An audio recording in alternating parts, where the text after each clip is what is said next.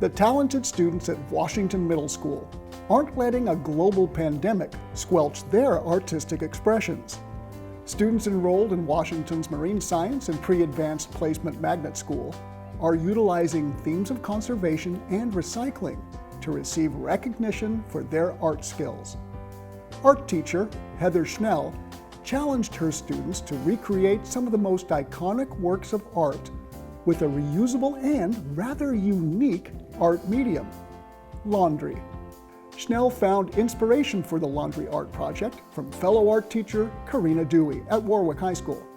Students first toured world-class art museums virtually and conducted research on the famous artists and recognizable paintings they selected.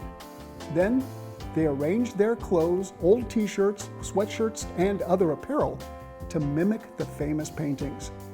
Students were graded on originality, creativity, and similarities between their garment creation and the artist's original masterpiece.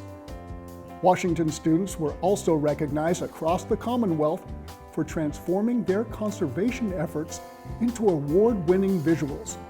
Drawing on their school's marine science theme, many Washington students entered the James River Association's 10th annual poster contest.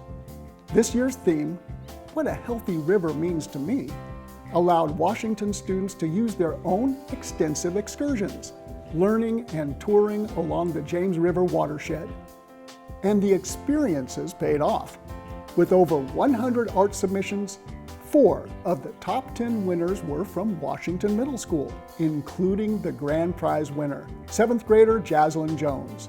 Jaslyn's artistic creation earned her a prize of $125, along with a matching amount for her school's art program. 3 other Washington students received honorable mention as they visualized their meaningful contributions to improving the James River in significant ways.